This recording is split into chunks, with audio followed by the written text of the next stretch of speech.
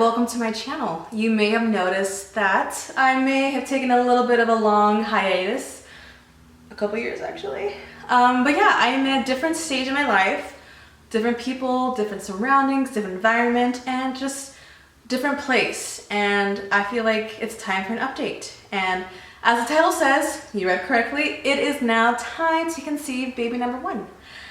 For those of you who don't know, you probably don't know, I am 27 years old and my partner Adrian, he is 28 years old, and we've been together for going on 4 years now. But we have a bit of a history. We've actually met back in college like 9 years ago. We sat next to each other in math class and we never spoke a word, but little to our knowledge, we actually had a crush on each other during college, but never said anything. So flash forward to 6 years after college, we rekindled and we actually made something out of that, and here we are. So another big adjustment for us is we actually moved to the Pacific Northwest, and we are loving it despite the constant gray clouds, but we actually really love it here. So a little bit more back information in regards to my fertility. I've had very regular menstrual periods pretty much always. So I never really had a definite 28-day cycle or even 30-day cycle. It's ranged drastically. And because of that, when I was 18 years old, I was actually prescribed to go on birth control pills. And from 18 to about 26 years old, I was on the pill. And I loved it, to be honest with you, because I can even go down to the hour and the day that my period would start. And something that I didn't know beforehand, birth control doesn't fix your periods. It doesn't fix it if you're not irregular. It doesn't make it automatically regular once you stop taking the pill. So that was a mistake on my end, where I thought, conceiving won't be hard because as soon as I get off the birth control pills, it's gonna be super easy. I'm gonna know when I'm gonna get my period and everything's gonna be a-okay, and it wasn't. A year off the birth control pills, things were really rough. I didn't know when my period was gonna come. I didn't know my body at all because I've been on the pill for so long, for so many years. So I had actually no inkling at all when I was gonna get my period. I'd have like mid-cycle breakthrough bleeding, and I'd spot for 2 days, and I'd spot for like a week after that, and then I'd bleed a little bit red, and I thought that was my period, and then that would stop, and then boom, I'd get my period, and then it lasts for like a week, like 7 days, and I had no idea what was going on in my body. Like, my body was going through havoc, and there really wasn't much that I could do about it, or to my knowledge that I can do about it. Just kind of just go with the punches, and that's what I did. And I feel like where I really messed up on was I got so fed up with my periods that I just went back onto birth control pills. We weren't even trying to consider having a kid at the time, and I just wanted to stop taking the pill because my medical insurance underneath my parent had ended because I turned 26, and I felt like I didn't really need it anymore. I'm 26 years old, and whatever happens, happens. But I got so irritated at my cycles, and I had no clue what to expect, that I just got myself some medical insurance and I jumped back on the pill. And I feel like that really messed up my cycle because it didn't give itself a chance to regulate itself, and then all of a sudden I had to go back to trying to adjust to a new cycle and new hormones and all that. So I did a really dumb thing, and I jumped back on the pill while my body was trying to get adjusted of getting off the pill, and then I just threw a big curveball, and I was like, nope, sorry, readjust. Again, that wreaked havoc, and my periods did eventually regulate on the pill, and it got more predictable and all that, and we weren't trying to have a baby at the time, so that was totally fine. And then we realized, since my periods and my cycles are so irregular, maybe we should try to get off the pill and just get it out of your system. We're not ready now, but when the time comes, your body will be ready. And I was like, that's good thinking. So I threw the pills away and I stopped taking them, and I let my body cleanse itself for a full year.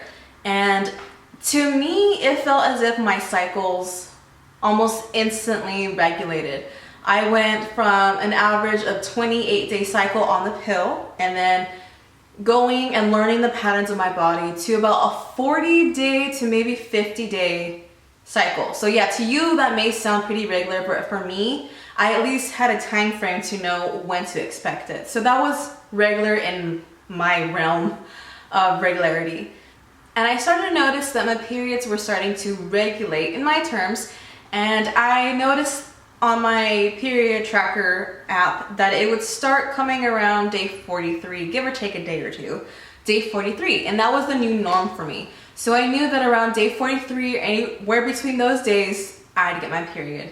And we weren't trying to have a baby at the time. We were just trying to get my cycles kind of situated and regulated and just kind of monitor and see how that would be going. But during that process of trying to monitor my periods, I ended up getting pregnant. And I had no idea. We weren't trying. We're using the good old pull-out method, but apparently that doesn't really work. And I got pregnant. And granted, I do have irregular cycles, so me being late wasn't really a strange thing because my periods were irregular anyways. So I was late for me, and that's what prompted me to take a pregnancy test. And I remember feeling really crummy. My body was hurting, and I felt like I was coming down with the flu every single day about a certain time of the day. To our very shocked surprise, we were pregnant, and I caught it extremely early because the line was very faint. I took 3 tests.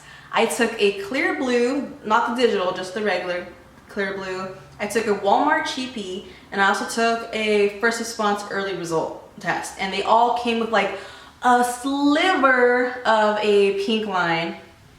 And I thought, what are my chances of all 3 coming out with a false positive? So I was pregnant. So we went out and bought all these baby books, and we started thinking about baby names and about prenatals and all that stuff. And about a week after that, I miscarried, and I was devastated. You know, we were both devastated.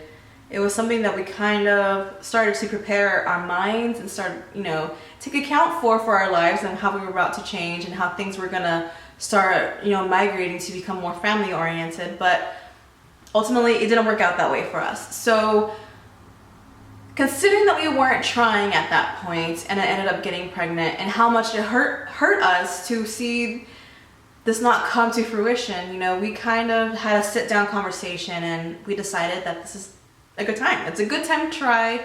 We love each other. We're in a good place right now. Why not bring a baby?